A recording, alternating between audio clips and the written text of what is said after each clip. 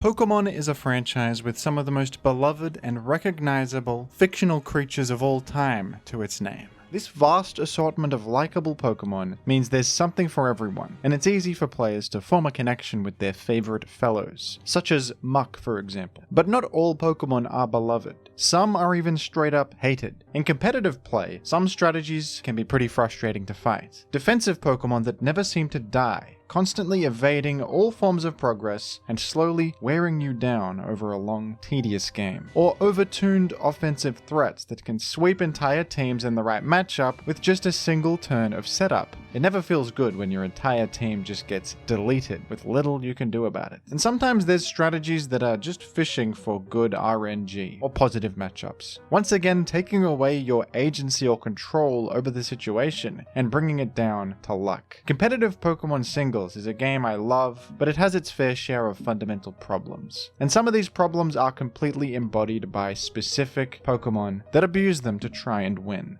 Let's go over some of the most hated competitive Pokemon throughout the game's history. Subscribe to the channel within 3 seconds or I will shoot the Pokemon Squavit. Unlike the Pokemon I'm about to discuss, this one is pretty well liked. Please don't make me do this. Thank you. We're gonna start with one of the most controversial Pokemon in history. A Pokemon that I've avoided talking about on this channel because of my own personal trauma associated with it, and that is Ninjask, the absolute pest, the absolute bug insect Pokemon that I let out a little bit of a sigh every time I face this on turn 1 on the Gen 3 ladder. Ninjask is a Pokemon with one real purpose, and that is to pass speed to its allies, enabling very aggressive strategies that aim to win as quickly as possible. Ninjask is an absurdly fast Pokemon with base 160 speed. You don't even need any speed investment to outrun the entire world. And it's especially fast because it gets the ability Speed Boost, raising its speed by 1 stage every single turn. And that's the simple idea. You protect, get a Speed Boost, substitute, just pass 2 turns and you've already gotten +2 speed to pass to an ally, and that ally could win on the spot with such speed. Think of powerful threats like Marowak with a thick club. Usually it's slow, but now it's fast and it's defeating everybody.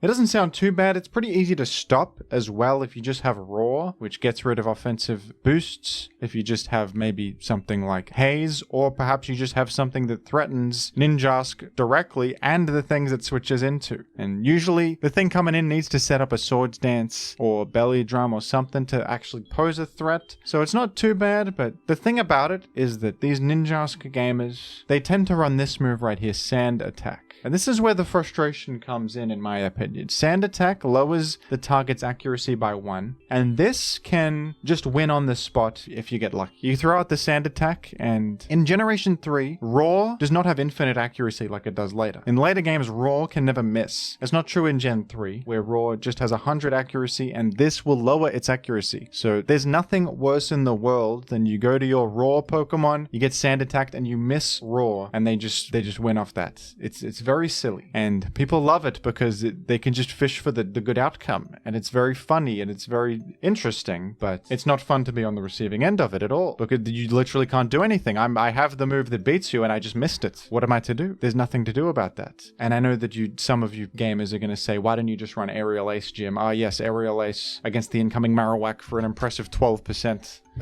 You have to roar them out. You have to get them. There's no infinite accuracy moves that threatens the thing coming in very well. That's what's important. You can attack Ninjas to beat it, but you got to hit the attack. You can miss the attack as well thanks to Sand Attack. The Sand Attack is just fishing. It's just not very good. Ninjask also, in the past, it could do some other cheesy stuff involving Mr. Mime, where Mr. Mime can't get roared out because it is soundproof, and you just do an infinite baton pass chain. But there's restrictions on that now. Ninjask can't do all that anymore. But it can still do this. And this is not very fun to face at all. Usually it just loses because Sand Attack only lowers your accuracy a little bit. You can just, most of the time you'll just roar and they lose, but sometimes you don't. It does not feel very good when you lose to it, does it? Up next, we've got a pretty well-known one, and that is Jirachi in Generation 4. Many consider this the best Pokemon in Gen 4. It got significantly buffed in this generation with a couple simple additions. I mean, first of all, you got to talk about this guy's ability, Serene Grace. This is an excellent ability and an infamous ability. This Pokemon's moves have their secondary effect chance double. So the secondary effects such as, the freeze chance on moves or burn chance get double.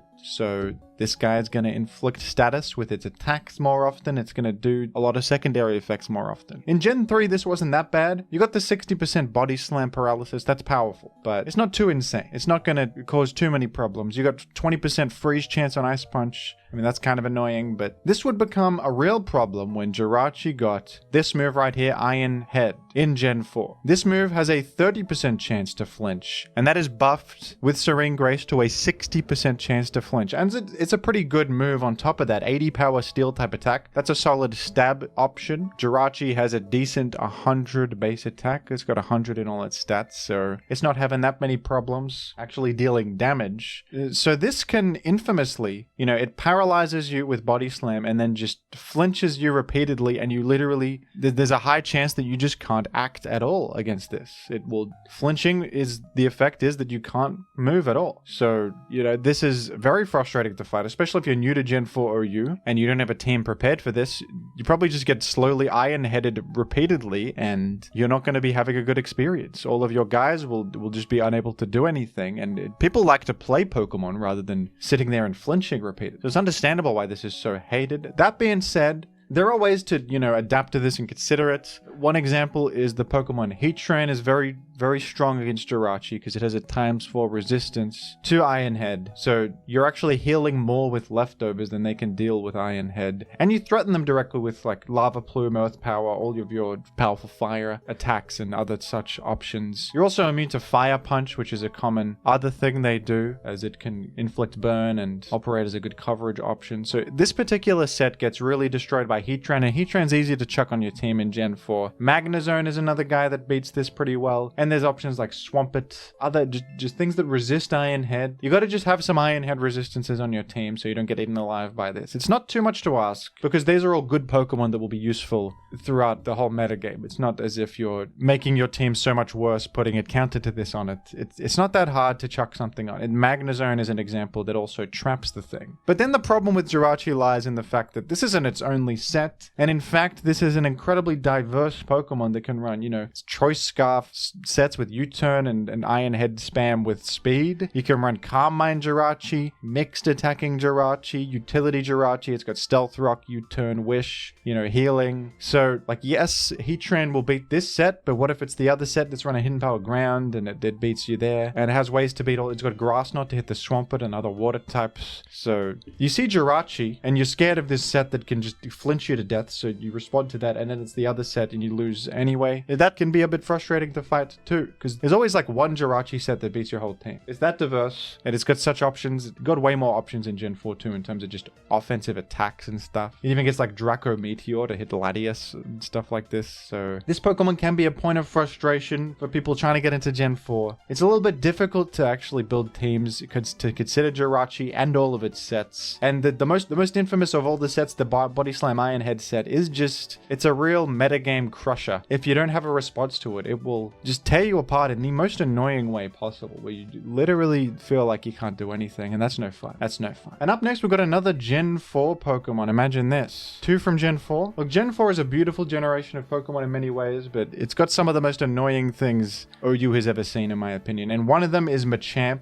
in this format is just, it's frankly a little bit idiotic. And this is where Machamp is at the peak of its power. At least in later generations, Machamp falls off and isn't as worth it to use on teams. But in Gen 4, it's a genuine good option. And there's a simple reason why this is frustrating to fight. Machamp has the ability No Guard, which means all moves used by either Pokemon are perfectly accurate. They cannot miss. And then it's got this move here, Dynamic Punch, which usually has 50 accuracy. But because of No Guard, it has 100. In fact, it cannot miss ever. And the effect of Dynamic Punch, 100 power, fighting type attack, enormous, massive, really powerful, really strong. And the effect, 100% chance to inflict confusion. So you're getting hit with a massive fighting type attack and confused on the spot. So there's just a coin flip of whether you can act or not. And, usually confusion is a mechanic you don't see too often. Inflicting confusion can have a high reward if you get lucky, but it's usually not worth it. They can just switch out to get rid of it, and you're banking on a 50-50. A move like Confuse Ray doesn't feel fantastic. Usually, there's some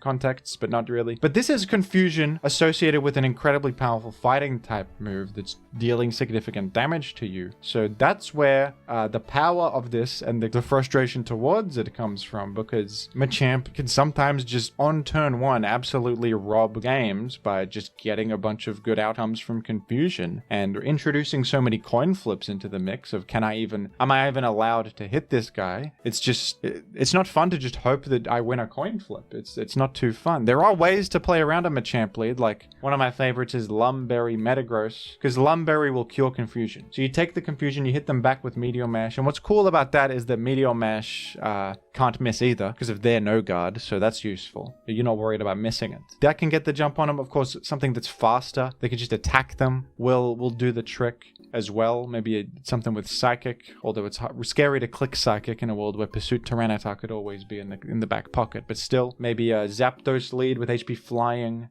Choice Specs or something can hit the guy. There's a lot of things that can actually force it out on turn 1, but sometimes it's not a lead, it's in the back as a wall breaker, and then that can be even worse because they can bring it in when you're not prepared for it, when it's forcing you out even. You're in on something that's weak to fighting, and then you just gotta hope that the confusion doesn't give them any nonsense.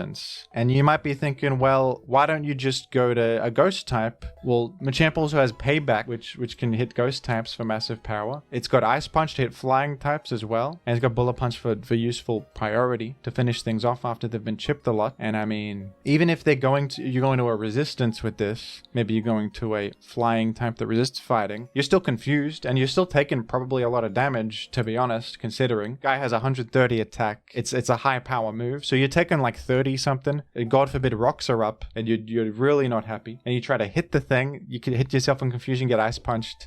This is absolutely one of my least favorite parts of Gen 4 OU, and it's a little bit of a plague on an otherwise pretty fun format in my opinion. That this guy is someone that shows up and you just let out a sigh like, alright, let's play the lottery now. Let's hope I don't get beaten by confusion. Up next we've got, of course, Volcarona. Perhaps Pokemon's most infamous boost sweeper. Volcarona is a very, very powerful offensive threat that can spell real disaster for you in only a single turn. Volcarona's stats are outstanding for such a powerful boosting Pokemon. I mean, the special attack is great. Bulk is even good to live hits. You're a bug fire type. You're very weak to rock. That's your one downfall. But with spin support, or just if you use it early enough, you can overcome such an unfortunate trait. And Quiver Dance is the real key to everything. Quiver Dance is one of the most powerful boosting moves we have ever seen in the franchise, raising special attack, special defense, and speed by 1. With just one boost, you are outrunning everything, often living incoming hits, and with your pretty fantastic set of offensive tools and a lot of coverage options, you can just win on the spot in some situations. What's frustrating about this in Gen 5 is that some sets will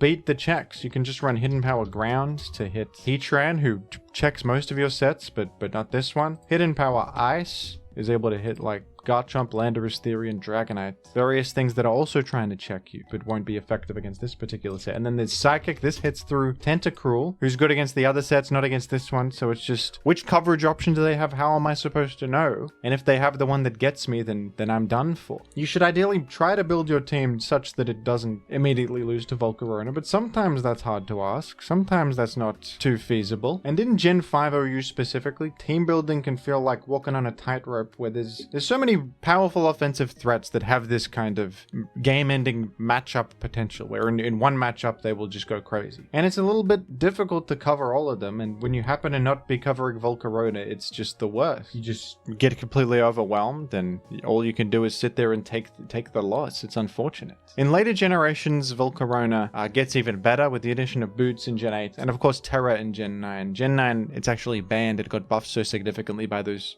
two mechanics. Rock weakness is keeping this in check in a major way. If this was not weak to rock in previous gens, if it somehow had like Magic Guard or something, it would of course be too much. But in Gen 9, not only is it immune to the Stealth Rock with Boots, it can Terrastalize to shield itself from an incoming hit, get any Terra Blast it wants for a hard-hitting coverage option. Before it just had Hidden Power, low power coverage. Now it's got Terra Blast with Stab on it, or, you know, Fairy typing or something to just spam Quiver Dance and never die. So Gen 9, this thing was stupid. It was just stupid. Definitely a little bit of a pest. Some people love it though. It appeals very much to hyper offense players. It's their whole thing. It's one of the greatest hyper offense Pokemon ever put to screen. But being on the receiving end of this thing can sometimes be a terrible experience. I thought I'd give a little bit of a shout out to Gen 5 Reuniclus. I don't know if this one is as widely hated, but people who are really into Gen 5 probably share a little bit of a grudge towards Reuniclus, because this Pokemon can kind of defy justice in many ways. It's got Magic Guard, which is an ability that is incredibly powerful. You're completely immune to all indirect damage. That includes hazards, Sandstorm Chip, Poison, Leech Seed. All of those indirect damage effects, the fundamental way to get through defensive Pokemon, are just totally sidestepped. And usually, Pokemon with this ability have terrible stats or traits elsewhere to make up for that, like Clefable. Clefable's really good because of Magic Guard, but its stats are really bad. So it at least has that to keep it balanced, but Reuniclus in Gen 5 has pretty nice stats for a Pokemon with such a good ability, with fantastic HP and really good special attack as well. And it can achieve good bulk with decent enough base defensive stats to get the most out of that HP. And that physically defensive bold Reuniclus is really annoying because it can ramp up with Calm Mind. You can't Toxic it, you can't very easily break through it. It is vulnerable to Tyranitar, but even a Tyranitar Crunch or Pursuit, you can stomach one of those and maybe Focus Blast them a couple times and get through. Sometimes Tyranitar, the guy designed to eliminate Psychic types, can't even get through Reuniclus because it's so bulky, and it's not even getting Sand Chipped, it's recovering back up. Getting through this particular set is sometimes rough. I mean, Politoed Encore is one way to do it. You can make them repeatedly Calm Mind and they have to switch out, but Encore only has 8 PP, and that feels a bit flimsy because if you just, it's pretty easy to PP stall that over the course of a game. That's sometimes how Reuniclus teams win, getting rid of all the Politoed's Encores. So counterplay to this hinging on something unreliable like that, not the best. It's very difficult to fit like Roar and Whirlwind on teams in Gen 5. Sometimes you see it on like Mamoswine or maybe Skarmory, but it feels a little bit too slow paced for the Gen 5 metagame, so that is a way to get through it, but it feels terrible everywhere else. And it's another tightrope walking situation where, okay, I got this for Reuniclus, but then what about my other matchups? You know, that's the issue with Gen 5 competitive in many ways. You can't, it's hard to cover everything. And when you don't cover something, it feels very punishing. Like if you're not covering this Reuniclus set, it's gonna be very, very difficult to get through it. It's ramping up with defensive boosts as well. The most reliable way I discovered to get through Reuniclus was with actually sub-Calm Mind Jirachi, because you resist Psychic. Focus Blast is unreliable for coverage. You can paralyze them with Thunder, and you can hit them with Water Pulse to confuse them. And eventually, they're gonna miss a recover, and you're gonna outramp them with your own Calm Minds and win like that. That, in my eyes, was the most reliable, and also that Jirachi set pretty nice in other matchups. Good against like Ferrothorn and Alakazam. Pretty good check to Alakazam, Latios. So that felt okay, but that's specifically a good guy on rain teams. That guy's got its problems against sand teams where there's so many ground type threats. And, you know, unlike what I said about Jirachi back in Gen 4, the things that beat this really hard are not like universal Pokemon that are just good generically, usually. So this guy can be kind of annoying. He also has set variety. He's got like the offensive Trick Room set, 4 attacks or 3 attacks recover. So it can be a bit hard to tell which Reuniclus you're looking at. I think he's most annoying on Hail teams, those Hail Stall teams, because he's immune to his own Hail. You're probably getting chipped by the Hail and just hating your life, as this guy never dies, ever. So all that considered, I would probably say, in Gen 5 specifically, Reuniclus is tough. And it's especially true because back then, Knockoff was not buffed yet, so it's not worried about Knockoff. There's no good Ghost types either. Like, in the later gens, Ghost is really good, but not in Gen 5, really. Ghost is not having a fun time in Gen 5. So Reuniclus doesn't have as much to worry about in terms of weaknesses. So there you go, folks. Up next, you gotta put Mega Sableye in this video. You simply have to. And it's a little bit unfortunate because I like Mega Sableye in terms of its visual design. He's got a big gem, and I love that. He's got a lot of personality among the Megas. I think he's one of the more creative ones, visually speaking. But in battles, this thing is simply one of the most infuriating Pokemon ever put to screen. It's unbelievably annoying to face. Mega Sableye has the ability Magic Bounce, which is one of the best abilities in the entire series. It bounces back various advantageous status effects, and it bounces back hazards. So you can't poison this, and in fact, if you click a poison move against it, you will poison yourself. If you try to set Stealth Rock, this guy comes in and you got Stealth Rock on your side of the field now. I don't care who you are. When you get Magic Bounced by this guy, your heart sinks into your stomach. It's simply one of the worst feelings you can ever face. And on top of that, it's got a Dark Ghost typing. Just an incredible defensive typing. It's only got one weakness to Fairy, and its defenses are great for something with magic bounce on it. It has also incredible defensive utility. I mean, it has recovered for immediate healing. It has Will-O-Wisp. That's progress. So you're struggling to make progress against this because how do you can't poison it, you can't punish it, you can't even make hazards to beat it over time because it's going to bounce them back to you. It's just absolutely, you can't even taunt it. Taunt beats Pokemon like this. You will taunt yourself. And then, you know, when it comes in defensively, it's probably forcing you out and it's going to, your items getting knocked off. So you're just slowly losing all your items, getting burned everywhere. This thing's healing. No, you're never setting hazards. You're never doing anything. You are not having fun. It's easy to just make a defensive call with this and some other guys that cover its weaknesses, the few that it does have. And games often go for ages and you're just slowly losing and it's just depressing. It's just depressing to play against this thing, truly. It, at least in Gen 7, can be really overwhelmed by simple wall breakers. Like Gen 7 has some of the really, really powerful offensive threats and like Z moves can destroy it. And there's at least ways to offensively like just apply a lot of pressure to defensive greedy teams that use Mega Sableye. In Gen 6 it was crazy, but there it got banned, so I don't know if I'd count that. You know, it's served its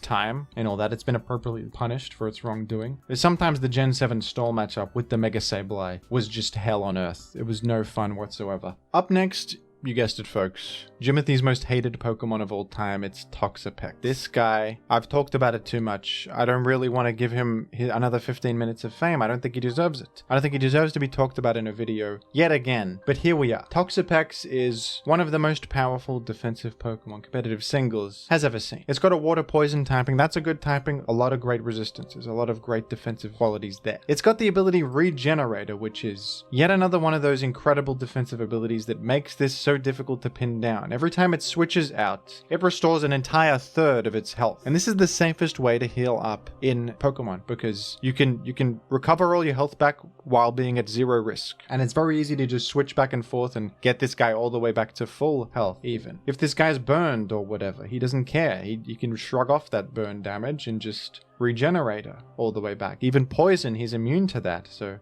Hazard Chip as well is also kind of shrugged off by Regenerator. It's a little bit difficult to pin this guy down. Usually Pokemon with Regenerator are balanced around it, like they have worse traits in other areas. Think of a Moongus who has pretty low stats and has a very limited move pool apart from Spore. He doesn't have that much to do, but he's got Regenerator, so he's got that incredible sustain. Toxapex though, they gave him Regenerator and then they gave him the world. He's got outstanding defensive stats, low base HP, but who cares when you have these defenses? 152 defense, 142 special defense. And his move pool is not limited. In fact, he's got Recover for healing. He needed more healing, of course. He's got Protect. Many things get Protect, but he's also got Baneful Bunker, which is Protect that also poisons the enemy if they touch you, so that's fun. He's got Scald, which is an incredibly powerful move to just click generically that inflicts burn 30% chance, so this guy can spread burn. Guess what he also has? Knock Off. Delete some items for free. He's got Toxic Spikes and Toxic itself. He's got Haze to defeat boost sweepers. This Pokemon can just come in defensively, knock something's item off, burn something, and then exit and heal off any damage it took. Even dealing a big super effective hit, as long as this lives on like a sliver of health, you've basically done nothing. It's going to heal all that back very easily. And every time it comes in, it makes significant progress. It's making a hazard, it's removing an item, it's inflicting status, it's getting rid of a boost sweeper, or it's healing all the way back to fruition with Recover. How could this not be a frustrating Pokemon to face? They gave it too many things. It's got too many advantages. And actually pinning this guy down and getting rid of it can be extremely difficult. It's possible. And like I said, this guy exists in Gen 7 where you can power through defensive Pokemon like this. But I don't know if I love the gameplay where both defensive and offensive Pokemon feel overtuned. Like, oh yeah, Toxapex can heal infinitely and make a bunch of progress, but then you can deal 1 million damage, so that evens it out. I prefer when everything's more on a reasonable power level instead of both things being insanely overtuned. And then when one of them thrives, it feels like you can't do anything about it. I don't know though. Perhaps that's just me. But yeah, that's about all I have to say about Toxapex. Hopefully I don't have to talk about him again. I would rather not. Up next, I thought I'd include this pair of Pokemon. I want to say, first and foremost, I don't hate these guys that much. I have some fondness for them. But many people do hate these guys. Chansey and Blissey. The premier special walls in Pokemon for as long as they've been around. A huge legacy behind them in this role. And their existence is a simple one. They got massive HP, high special defense, and they got healing, natural cure to cure status. They can make stealth rock, they can do utility stuff. Chansey is used because it can have the Eviolite item, which raises defense and special defense for not fully evolved Pokemon. And Blissey is used because it can have other items such as leftovers or boots or whatever. And why do people dislike these Pokemon? Well, they wall them, they prevent them from using special attackers, and they can make progress on defensive switches and do stuff. I would say though that these guys have a very important role, and they have often been a healthy presence in competitive Pokemon to prevent powerful special threats from getting too out of control. I think that they can be annoying when paired with other Pokemon, especially like Boots Blissey on stall teams can be a annoying piece of the puzzle for them that prevents you from really breaking through. But I don't know if Blissey as an individual is responsible for its involvement in something grander like that. Blissey as an individual has some more drawbacks. I mean, it doesn't have Magic Guard, it doesn't have Regenerator or Magic Bounce. Natural Cure is a more modest defensive ability. Healing status on switch out. You can still toxic it and apply pressure in the short term, and that can be very good. In fact, you can taunt this guy, you can wear it down with hazards as long as it doesn't have boots, but you can knock those off, and that means it's not running leftovers. It's also they're really weak on the physical defense side. Any stray physical attack is going to significantly threaten them. They're going to be weak to options like Psyshock and Secret Sword and whatever else. So I think that the hatred toward these Pokemon is in fact a little bit overblown, and maybe this is, I kind of like this specialized defensive Pokemon with one purpose, and that can be a healthy thing for the world. And these guys are used up in Ubers to check like Kyogre. This was helping out against Miraidon for a bit too before that got banned.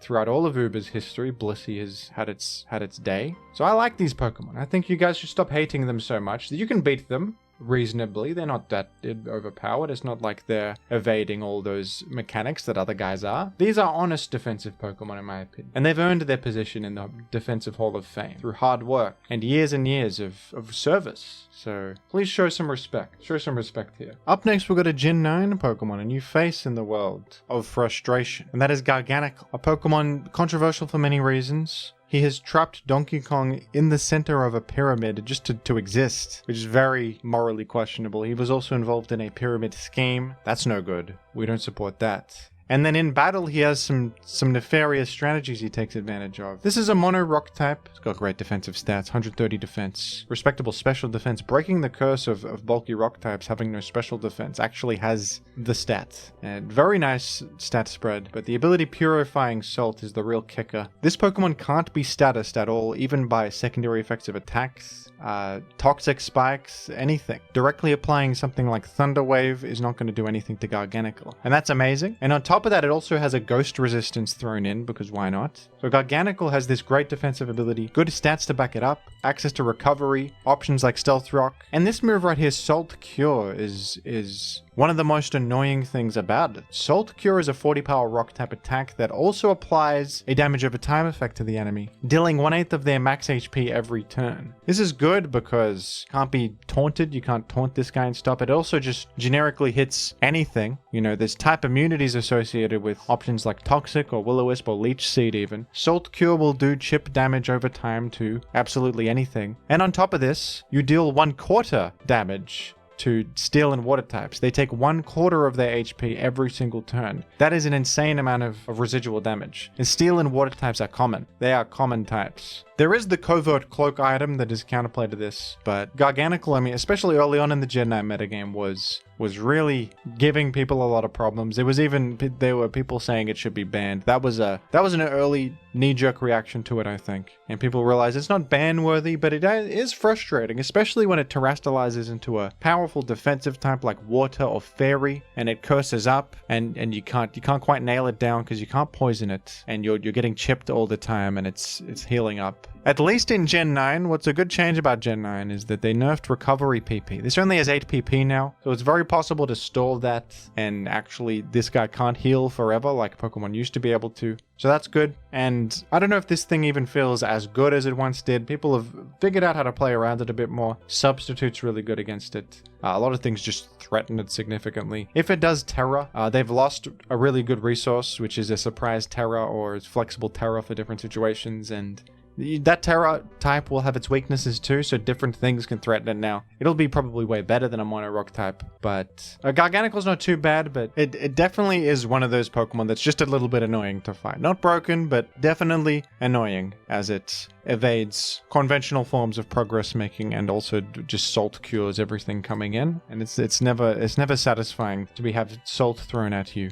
when you're just trying to get by. You're just trying to live your life. And finally, we're going to talk about Gliscor, a topical Pokemon. This guy's an old Pokemon, introduced back in Gen 4, but has been a controversial Pokemon recently. Got way buffed in Gen 9 with new options and the ability to abuse Terra. Was recently suspect tested. It wasn't banned though. They didn't end up banning Gliscor, so he's still allowed to exist. But people are getting pretty annoyed by this guy in Gen 9. But even before that, this guy was pretty infamous for similar reasons to a lot of these other defensive Pokemon that are just hard to nail down. Gliscor has a great ground flying typing, which has a lot of benefits, great immunities, resistances, immunity to sandstorm damage, spikes. So you're taking a bit of damage from Stealth Rock, but you are neutral to Rock, so Stealth Rock isn't even that good against this. So it feels like it's Hazard immune pretty much. On top of that, you got great utility, healing moves, Roost, Stealth Rock, Toxic, Knockoff, and your stats are good. High defense, solid enough everywhere else, high speed as well, pretty good. Poison Heal is the real thing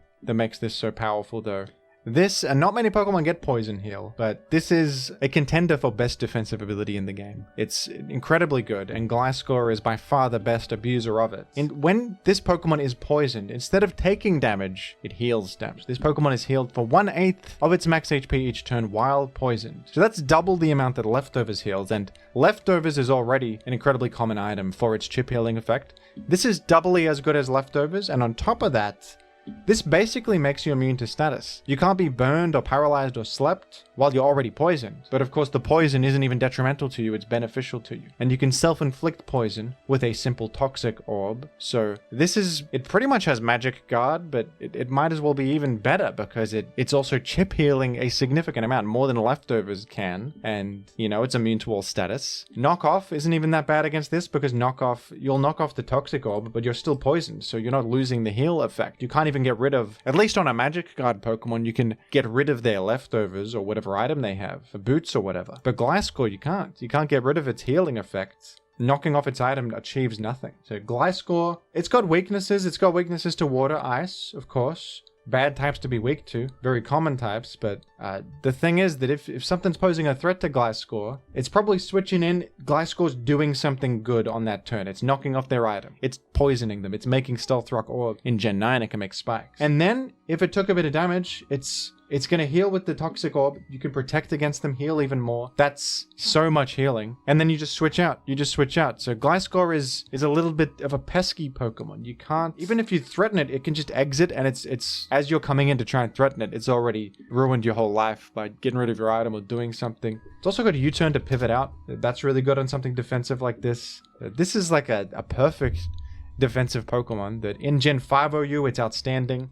In Gen 6 and 7, it even gets Defog for bonus utility, so you're getting rid of hazards for the rest of your team, and that's incredibly useful. This is the core ingredient on those annoying stall teams was Gliscor for its difficulty to actually get rid of. And now in Gen 9, they gave it Spikes, which is just another thing it can do to make progress, and it can also terrestrialize into a powerful neutral defensive type like Water or Fairy to evade the one other thing that was a detriment, which was its typing. The typing's good, but it has the types for Ice weakness, but now you can just Terra Water. You can also use this guy offensively. It has Swords Dance and Facade, which is a good combo because you're poisoned. So Facade deals double damage. It deals 140 power. It's doubled if you're statused. So that's really strong. And in Gen 9, you can Terra Normal, which is not only a good neutral defensive type, erasing your previous weaknesses, but boosts the stab damage of Facade. So Gliscor, you got to worry about it. Sometimes it's a utility defensive guy that's hard to delete, and sometimes it's an offensive threat that's just going to kill you. It's just going to hit you with a massive boosted Facade, and it's really scary. And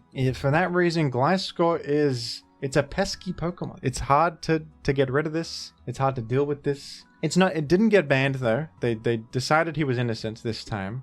and we'll see if that was a mistake or not as the metagame of Gen 9 OU progresses, but Gliscor is still allowed in many old gens, and it's excellent. Even then, with less options, the fundamental power of Poison Heal, the typing, all of its incredible utility is just really valuable, and really often annoying to fight, because it's killing you with 1,000 cuts while you can't white nail it down and get rid of it. And that'll do it for today's list of the most hated Pokemon throughout history. Are there any Pokemon here that I didn't include? I didn't include banned Pokemon. I mean, technically Volcarona is banned, but that's just in one gen. There's many gens where Volcarona is perfectly legal, and people hate him. I think if a Pokemon's banned, then it's justice has been served, and the Pokemon wasn't meant to be anyway. I'm talking about Pokemon that aren't banned that people dislike. Are there any examples that you think I missed? And who was your most hated Pokemon throughout history? Mine is Toxapex. What about you? Let me know down below in the comments, and thank you very much for watching. Thank you.